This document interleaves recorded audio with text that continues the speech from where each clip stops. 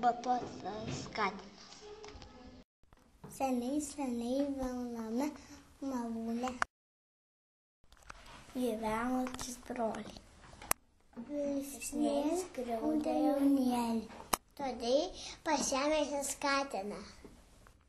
Jis keliavo į platų pasaulį, laimės ieškoti. Katinas sumanė, kaip bedėti šeimininkui. Suskolino jo batus ir įsėjęs į mišką sumedžiojo zuikį. Tuo zuikiu nešinas. Katinas atrabandė karalių.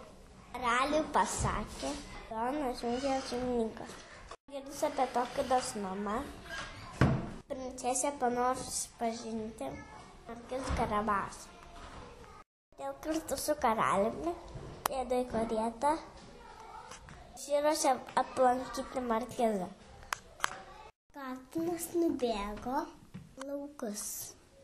Darbininkė paprašė, jei karaliui pasakytų, jog laukai priklauso markizai.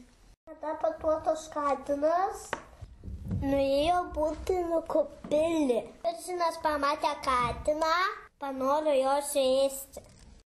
Bet katinas buvo gudrus ir pasivaitęs ūsą tarė.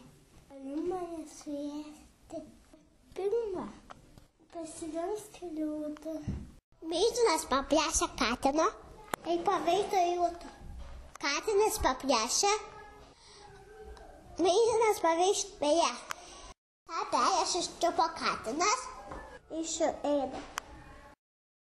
Netrukus pasirodė karalius kareta.